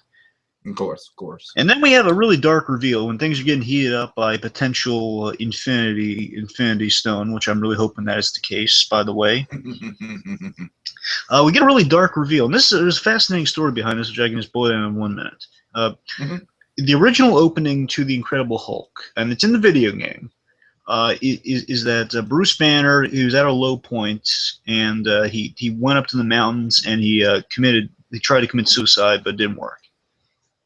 So basically, the story he shares here, saying, "Well, I tried to kill." Basically, saying, "I tried to put a bullet in my head. The other guy spit it out." That would have been a terrific opening, I must say. Now, here's the thing: the reason they got rid of that, Tiki, was because they got rid of it because they feared it was too dark a way to open a movie. Yeah, I understand that, but god damn it. I mean, I'm a huge fan of Breaking Bad, so I love my really dark, cold opens. And I think there actually is kind of a benefit of taking it out there, because I'm thinking I'm speculating here. Maybe they got rid of it in terms of just like having like the power of that reveal for Avengers, maybe. Yeah, I guess so. There's a chance of that, but also there's that, but also maybe through the course of just the Incredible Hulk, the way it was, is that the way it's said here is like after the Incredible Hulk. So perhaps the story we're kind of filling the blanks on here is like after the end of the Incredible Hulk, after he's willing to try to become the Hulk, like any little bit of hope, it's going to be dashed at some point. He's going to realize, no, it's still too dangerous, and maybe he gets to a low point after that we didn't see. Tries to kill himself, doesn't work. He realizes in a dark way, there's no way of beating the Hulk. I'm just going to bury him down as deep as I can. And then we get that for Avengers. So maybe that's a little bit of backstory there. Sure. I'm just speculating on that, but there's really some dark stuff there about him trying to commit suicide, just realizing he's kind of unkillable. Mm-hmm. So then, he hulks out under duress after kind of a well-executed explosion, kind of gets him into like as prepared as he is. It's like when you get shot, you have like a not like a. Like the shock, like you go into shock of some sort, like when you get really surprised and you're like out of sorts. Well, that's what I was saying earlier, is like kind of the contrast between his two Hulk outs. By the way, just to get into comparisons to the TV show again, TV show, he would always Hulk out twice. He Hulks out twice in this movie, so there you go. Which is great. Oh, yeah. And, no, but I just think because he was deliberately like attacked, and like you said, he's on chalk, like he's basically a wild animal at this point. He turned into the Hulk without really expecting to turn into the Hulk. You know what I mean? So I think that's the big difference. I think when we see him, later on, he's fully in control. When he turns into the Hulk, he's fully expecting to do it. Mm-hmm. Okay, so then after he hulks out, he's a really scary scene with Black Widow. Again, very much kind of in the horror movie sort of vein. Again, a really kind of a wacky romantic comedy. Not wacky as much as kind of a weird way to start a romantic comedy or start a romance. of just like they were really kind of they had this thing going into it. They didn't feel about one person one way or the other. There was a fear of like what the other person was Hey, capable honey, of. remember that? Remember back when we first met, and I was in the helicarrier, and I chased after you and almost killed you. Oh, memories. Again, a bond does form after that. It's like almost like, I'm not saying it is this because it'd be a creepy way of phrasing it, but it's like kind of like well, actually, let me rephrase it. It's like the boy on the playground that, you know, he picks on the girl that he likes. You know, it's like it's a Helga situation, if you will. Somewhat of a Helga Pataki situation. You know, just in terms of like he's a rocky star, and like they're masking emotions. Like, you know, Blackwood's like acting a little more snarky towards Banner because she has feelings for him, but also same thing obviously in terms of scaring her. Sure. Yeah, it's interesting. Like she kind of maybe denies some feelings she might have for the guy. She is pleasant towards him because remember in the beginning she had like there's some banter of like, well, yeah, get Doc, you gotta see, we got all the toys here. Indeed. So again, she kind of, it's like she's interested by Banner because I think the reason she's interested in Banner is because she can't anticipate him. Right. As a exactly. spy, she's trained to anticipate everyone. I like that Banner's like the guy who surprises her, and I think that excites her on some level. Okay. So anyway, so then we had a like kind of a cool chase scene where you're really in like kind of a horror movie vibe, but Blackwood just kind of hiding from the monster. Thankfully, Thor swoops in, get an awesome fight between those two. Oh my God! The moment where Hulk tries to pick up Thor's hammer, just amazing. And of course, probably the best moment before that happens is Thor's without his hammer for a moment. Basically, the way I think it goes, like he shoves Hulk out of the way to protect Black Widow or something. And then he just like has the hand extended, and then he's waiting for the hammer to come by. Comes by, bang, slow mo shot. Oh yeah. Just cue the music there. Dun, dun, dun, dun, dun. Oh, that's so great. I've really grown on the Avengers theme, by the way. When I first saw the movie, I didn't necessarily think it was too memorable. But, you know, now having gotten used to it, I do think it's distinctive in all its own. And I just wish every marching band in the world would just play that theme. Da, da, da, da, da.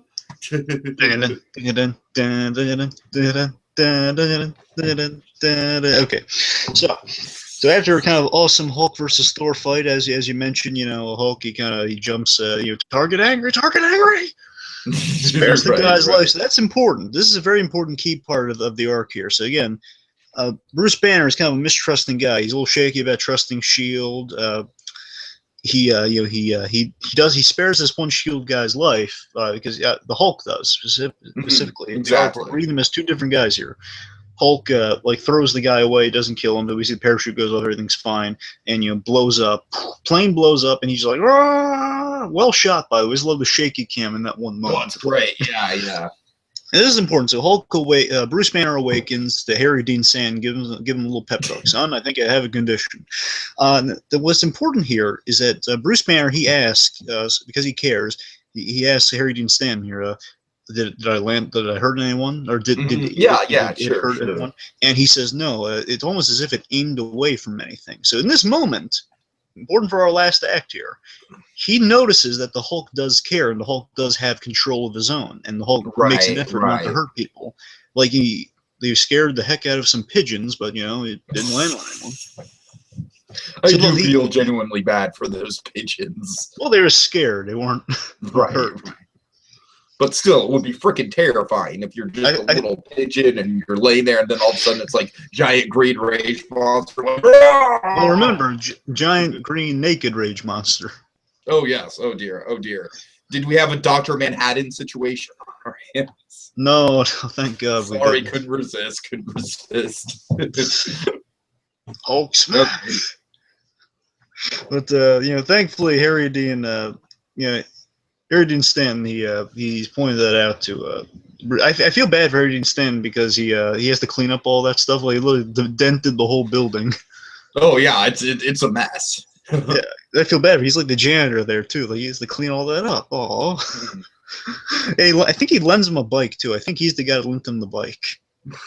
The bike is like my favorite thing. It's just.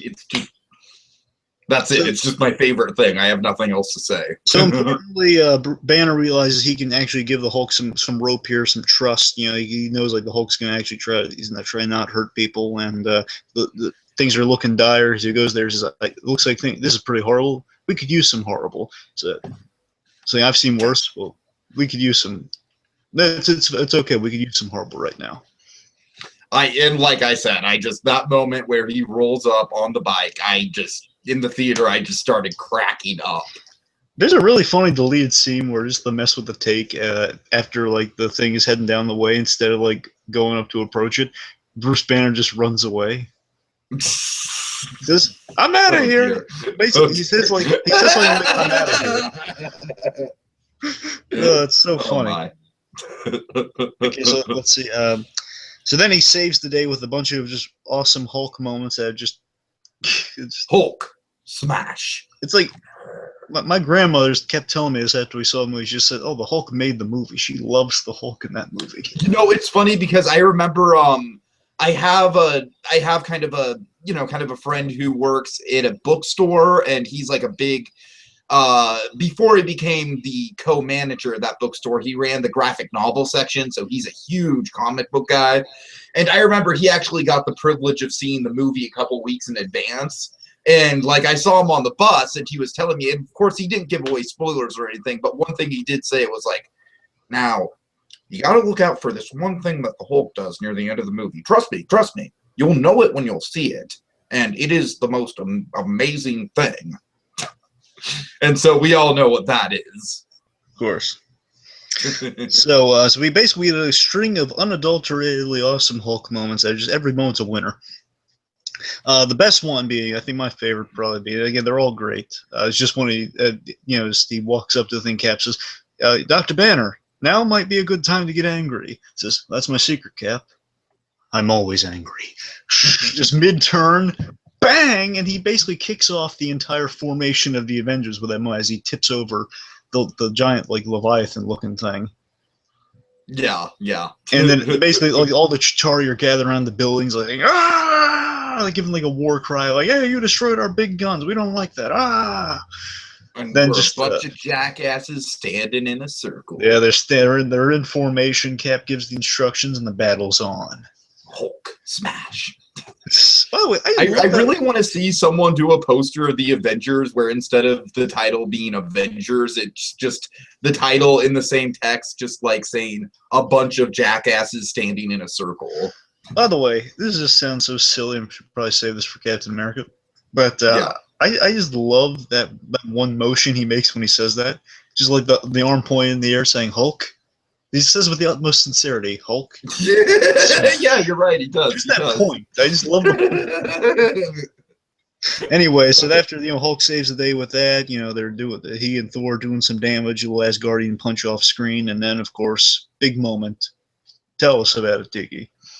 Well, yeah, like I said, this is the moment that my bookstore friend was obviously talking about. But, he just rages up to Loki, starts throwing a fit like, "Rah! Rah!" And then Loki, he's just like, "Enough!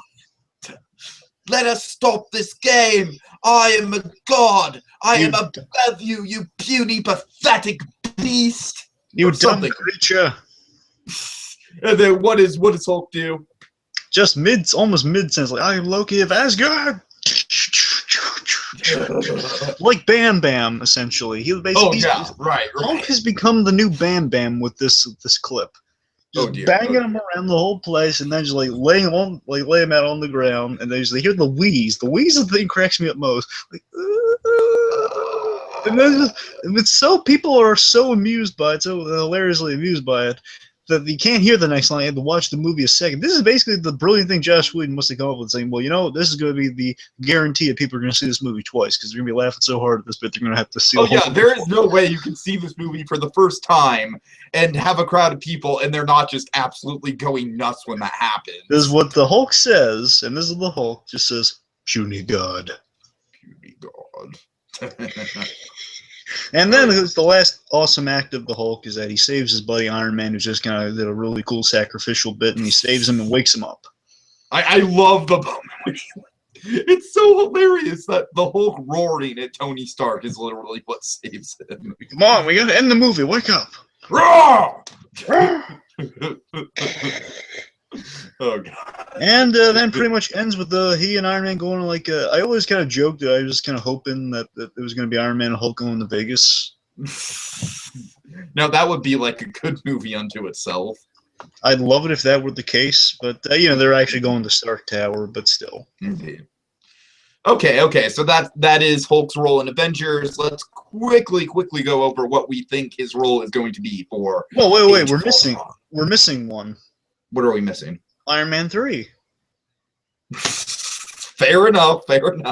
So in Iron Man 3. So just to make it actually worth of it. So Avengers, he's come all the way. He's come from being just kind of the guy closed off into himself, helping people on his own, burying the Hulk down. He's now a more open guy. He's made some friends in the Avengers. You know, maybe a little more later on Black Widow. But right now, he's kind of bunking with Tony at the Avengers Tower. It's under construction at the moment. And he's just sitting down. Tony's just walking in, talking about his problems. He just had a whole movie about, and he just wants to air it out to somebody. We're going to hear it through narration. And he tells it to his buddy Bruce Banner, who again, specialty in science, not the doctor of science, not a doctor of therapy. Lays out all his problems, but he can't help falling asleep. And apparently, he's not a good listener because he fell asleep right after just Switzerland, basically the beginning of the story. Right, exactly. And then Tony just asking him like, "Well, wait, you didn't hear any of that?" Saying, "I'm sorry, I'm just not that kind of doctor. I just don't have the time, the temperament." And then Tony just goes on to tell him another story, and his Banner's just like, I'm not going to be able to stay away from this. Oh, yeah. So it's like, with that, we're kind of like, you know, the science buddies, you know, they're bros, but maybe, maybe getting on each other's nerves just a little bit, which makes sense. Well, the best of science bros do. Oh, yeah. So, okay, let's speculate on what Bruce Banner and the Hulk's role is going to be in Age of Ultron. All right. Well, I think the two main things that we know is, of course, they've been dragging out pretty much the most footage that I feel like we've seen out of everything in Age of Ultron is from the Hulkbuster fight. So you want to talk about that? Well, let's build to it. Okay. Here's what we know. We know they're going to be roommates, which is a cool idea, and that explains the whole thing in Iron Man 3. That's why they're a lot of time, because they're bunking in the Avengers Tower together. We also know he's going to be getting romantic with Black Widow. We've seen the kind of that relationship evolve. We're kind of speculating how it starts here. I'm sure we can get more depth on that in the movie. And again, I think the idea of why she gravitates towards him because he kind of he a little unpredictable, and that's what she likes about him. Right. Yeah. Okay. So, and also I've only watched. And this is not a spoiler. I swear to you, it is not. I'm just saying I've only listened. It is not. I've only listened to one. You already know this. That's why it's not a spoiler. And it's not. Okay. I've only listened to one interview on the Avengers, just one. So I'm going this completely clean, aside from the trailers and one interview. That's by Joss Whedon. Just saying that the Hulk also, along with Iron Man, as it's kind of been already stated, is going to have a hand in creating Ultron, which we know. Okay, that's interesting. So with that said, here's what I'm speculating. I'm speculating that his role, and Joss Whedon also said the only thing he kind of knew we said to that was that Ultron has many fathers, which also potentially opens it up to Hank Pym having a role. We'll see. Potentially. It's not set in stone, but him saying many fathers also might include Banner, and he kind of said, Tony's obviously, because he's probably going to be obsessed with this project, I'm guessing, he's going to be taking a lot of the... Okay, so do you think that maybe his role in Avengers is maybe like he's tied up in Ultron, and then when Ultron goes wrong, he kind of regresses in a way, kind of loses control of the Hulk? Well, one, just in terms of the technical side of Ultron, I think Banner's contribution to Ultron is going to be the sensor and the emotions, which is going to lead to Ultron getting out of whack. Okay. So that's my speculation on that. Is that what's because in Avengers the big thing, the reason the Hulk was there was what Banner was there was to he redirected sensors like on rooftops and stuff so they could find the cosmic cube. So I'm assuming that's what they're going to be doing with Ultron. So Ultron would be able to detect threats all over the globe. That makes sense. That makes sense. That's one thing. So I think that's going to be his main role in the creation of Ultron. Because again, Banner's more of a biological guy than a technology guy. Exactly. And with the biological thing, I'm thinking with just biology in general, there might be some human components in Ultron that might be Banner's doing, and maybe emotions are worked into, Hulk emotions. I don't know. So it's a long shot, but maybe. And again, if emotions are working done by a guy who's kind of some emotional troubles of his own. Oh, no doubt, of course. Might be Ultron picking up on the compulsions of his daddies. Ultron's. Think about it. Just think of it seriously. Think about like Ultron's two daddies here having influence on him, and him wanting to. I'm thinking Ultron. He might be one of Ultron's prime targets, and that's why maybe he's sick Scarlet Witch on the Hulk or something. Like, how much do you think we're gonna get of Ultron being developed before he turns evil? Well, I'm gonna speculate like the first 30 minutes of the movie, we're gonna see Ultron being in the good. Okay, interesting. I mean, like, so with that's that a good said, chunk. That's like the first act. Now, with that said, I think it's also going to be like we're going to get whatever that snowy mission is. I'm assuming that's how the movie's going to begin, just seeing everyone. I'm assuming that's going to be, yeah. I almost want that whole scene to be like a whole kind of like James Bond cold open kind of thing. So I'm going to guess like first 7 minutes is that. Then we have like seeds of the plot, and then like the next 20 minutes are going to be Ultron's ready, it's working well, and like towards the end of it, it's going to be like now it's starting to malfunction, and right after the 30-minute mark, then we're going to get like now he's fully forming, like starting to now he's targeting the Avengers. All right. That's okay. So my point is, I think he's going to be targeting Banner. I think it's going to be like in a weird way, like Tony's the father, and like I guess Banner's like the mother, or however you want to. Well, okay, now we're getting into some Bates Motel territory. I know, that's what I'm saying, though. I think because that's Ultron's whole shtick. He has like an Oedipus complex, remember? Right, exactly. I'm thinking in a way, whatever it is, I think Tony is like the father in terms of like the guy who gave him his whole mapped out everything for him, and like the guy who's obsessed over it and stuff. And I think he's using. If he wants to truly break the Avengers, and that's what he might be doing, he might be trying to break the Avengers down psychologically, break them as he has been broken in the field, perhaps. So because we see Ultron all messed up and damaged, so perhaps Ultron is like, you're my father, both of you, and you let this happen to me? This mission to save the world, and you let this happen to me? Right. You know what I'm going to do? I'm going to make you suffer. I'm going to show you that you are flesh and blood, and you can be destroyed. Me, metal. I can make a legion. I can be smarter than the both of you combined. I can do your job better than you thought you could. And with that, he might be breaking them down to their essentials. And with that, he might. I'm just again blindly speculating. He might say he might manipulate Scarlet Witch or someone into like brainwashing the Hulk and says, "Well, I'm going to make you into the monster you fear you are. I'm going to make you destroy these connections, these bonds you formed with Tony Stark and Black Widow. I'm going to make you destroy those. I'm going to make you hurt the people." Well, that's what I'm kind of thinking. Yeah, I'm kind of thinking that's the angle, is that they're going to go kind of more Hulk regressing, and like really the first movie was all about him kind of like integrating himself into not just the Avengers, but also kind of like society at large in a way, kind of becoming more comfortable with himself. So I'm assuming we're going to have Bruce Banner as going to test it. Yeah, we're going to have like Bruce Banner as happy-go-luckiest at the beginning there. And I'm thinking it's going to be happy-go-lucky Bruce Banner, but then he sees Tony's becoming a little more obsessive with this project. He's probably going to say, like, Tony, you really should calm down on this. We might be creating something dangerous here.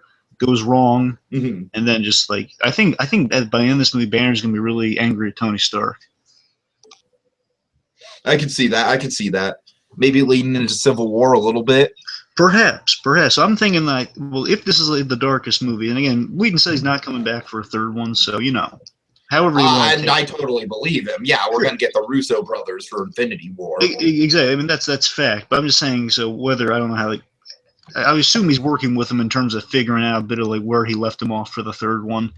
But that said, I think if this is the darkest one out of a trilogy, or at least out of 3 movies so far, if it's the Empire Strikes Back of a chapter here. Sure. I think the ending is going to be like Tony Stark's going to be in a dark place, and because people are probably going to abandon him after the actions in this movie. I can definitely see that. Okay. And I think the biggest blow would be if he lost his science buddy, Bruce Banner. Ice Guy. Oh man, what if they actually refer to themselves as the science buddies in the movie, like just as like Joss Whedon kind of like snappy dialogue? You know, it's probably going to be the actual term is science bros, and I'll guarantee you, if they reference it, I'll tell you which character is going to say it. It's going to be one of two characters. Okay. The rumor is Hawkeye has some of the best lines in the movie, so it might be Hawkeye. Oh, that's exciting. That's exciting. Okay. So there's that. I hear Hawkeye's going to get a lot of cool stuff to do this movie. So it's either going to be Hawkeye or Rhodey who's going to say that line. If they mention science bros, I'll if bet it's you. Rhodey, then they better say it in like the first 10 minutes before he gets killed off, which is what I'm speculating is going to happen. We'll see. I'm not gonna get your hopes up with some of the stuff I might be thinking of here, but you know. Anyway, so yeah, I guess kind of close out things here with the Hulk character, unless you have anything else to speculate on. No, I think we should close it out. Yeah, so like closing out here is like let's talk about so the Hulk is kind of a character in the Marvel universe, so he's he still hasn't gotten the solo movie yet after the Incredible Hulk. He's always been kind of a hard character to nail down with solo films. So should we talk about that a little, like future of the Hulk? Well, I mean, like, I think we addressed all we need to address with, like, just do Planet Hulk. Just do it. That would solve the problem of, not having other relatable characters, because Planet Hulk, he's literally fighting for a whole, it's like a whole gladiator type of thing. There's a whole bunch of different colorful characters in there. Well, let me tell you two things about that. One, I heard a really weird story. I think Mark Ruffalo just might be misinformed. I could be wrong, but he said that for some reason, the reason there hasn't been any solo Hulk film is because Universal owns the rights to making the solo Hulk. Okay. Now, I dispute that because, tell me something, Incredible Hulk, it's not put out by Universal, it's put out by Paramount, isn't it? No, actually, the Incredible Hulk is distributed by Universal. Oh, God, then he's right. Never mind. He's absolutely right now.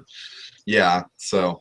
Oh God, that's why we're not getting any solo Hulk movies. So until like another like kind of Sony-ish deal gets worked up, we're not getting a solo Hulk movie. So Planet Hulk seems to be far out of reach there. I wonder if they can strike a deal with like a television show. Again, that'd be kind of Netflix. Well, I think it would work the best as a TV show, really. I'll tell you, Netflix. I want a Hulk show. If not a Hulk show, I want a She-Hulk show. I want the Punisher. Oh yeah, I'll tell you this. Those out there who watch Daredevil, you're gonna wish there was a Punisher show after seeing that. Oh, I'm sure. Okay, so we should probably wrap this up. Yeah. So basically, Hulk, it'd be great to get some solo films. I'm not sure I'd plan a Hulk because I think we just need another Hulk film before we get Planet Hulk. But then again, depending on how Age of Ultron. Well, let me ask you this: do you think we're ever gonna see Betty Ross again?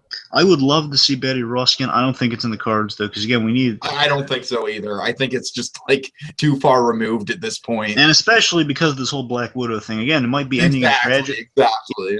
The Black Widow thing might be ending in tragedy though, so I'm not sure. It's not set in stone. Oh boy. All right. Remember, she is kind of destined to be with Hawkeye though, so it's a weird place with that. True.